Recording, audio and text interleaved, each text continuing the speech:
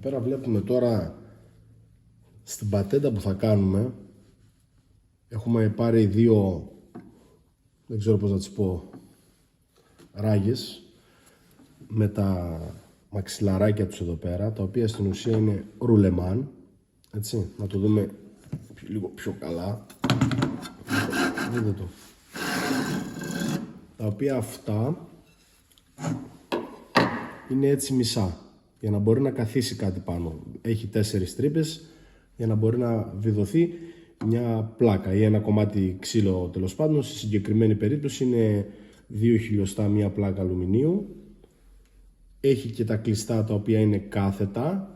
Εγώ διάλεξα αυτά γιατί ήθελα να βιδωθεί κάτω, το οποίο το έχουμε μετρήσει, είναι ακριβώς, μπαίνει.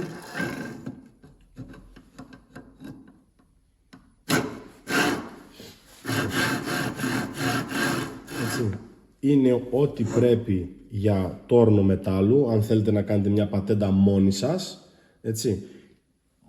Ασχολούμαι με αυτά, μου αρέσουν πολύ αυτά. Λοιπόν, το βλέπετε ακριβώς, δείτε το τώρα, μόλις πατήσει κάτω, έτσι, δεν γουνάει καθόλου, χιλιοστό, είναι πάρα πολύ ωραίο. Τι θα κάνουμε με αυτό εδώ? Αυτό εδώ πέρα τώρα θα μας βοηθήσει να κάνουμε μια ωραία πατέντα. Έτσι, το βλέπουμε πως θα έρχεται. Θα βιδωθεί σε ένα σημείο που θα βρούμε εμείς που θέλουμε. Και τι θα κάνουμε τώρα? Θα βάλουμε, λοιπόν, σε αυτό εδώ πάνω μπορούμε να βιδώσουμε μία σέγα ή ένα δισκοπρίωνο, έτσι ώστε να μπορούμε να κάνουμε τέλεια κοψίματα. Έτσι, εγώ θέλω να προσαρμόσω συγκεκριμένα τη σέγα μου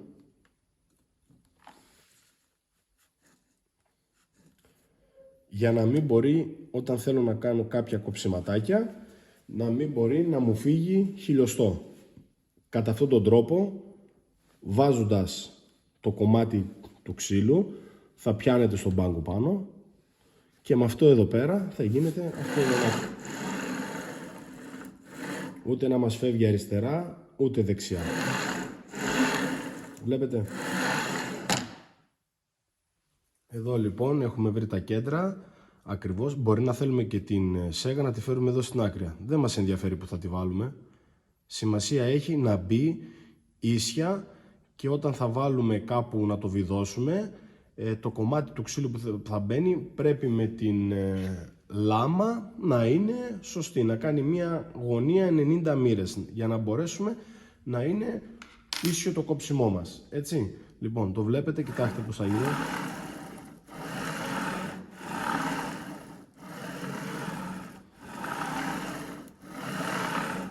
Και πιστέψτε με, δεν χάνει χιλιοστό. Είναι τέλειο.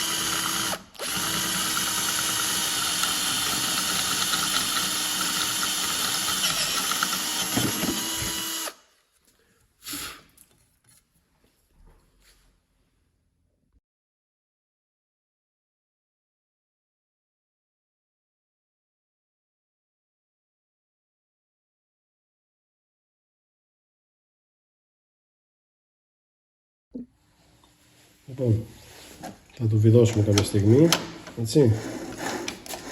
Έτοιμο είναι. Να κάνουμε και κανένα κοψιματάκι τώρα, να δούμε αν τελικά κάναμε δουλειά.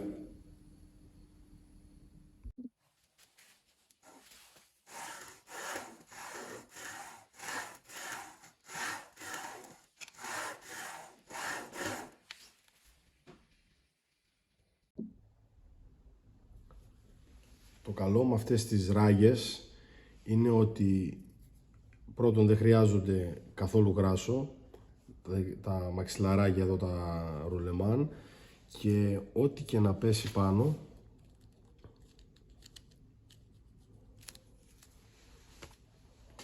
καθαρίζει, δηλαδή δεν αφήνει τίποτα. Κοιτάξτε.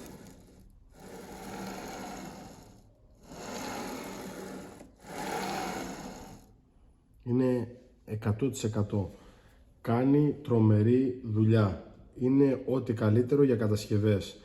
Μπορούμε επίσης να προσαρμόσουμε το δισκοπρίωνό μας, χειρός, το οποίο θα κάνει τρομερή δουλειά. Λοιπόν, αυτές είναι οι ράγες. Βλέπουμε πως είναι μια βάση αλουμινένια, βιδωτή από κάτω. Έτσι. Αυτά είναι 12 χιλιοστά. Τώρα λογικά καλιμπρέ είναι και βλέπουμε εδώ τα μαξιλαράκια. Υπάρχουν και κλειστά μαξιλαράκια, αυτά είναι του τύπου τα ανοιχτά. Αυτό λέγεται CBR, αν δεν απατώ.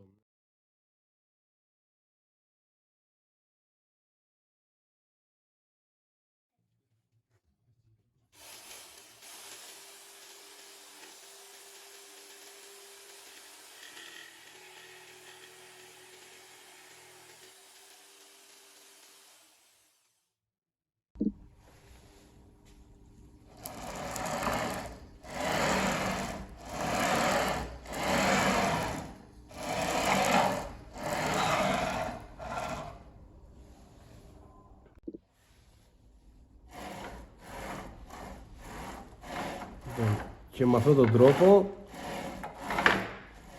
έτσι, μπορούμε να βάλουμε ένα δισκοπρίωνο χειρός και να κόψουμε ό,τι κομμάτι θέλουμε. Το βάζουμε πάνω στο ξύλο και κάνουμε τη δουλειά μας. Ορίστε.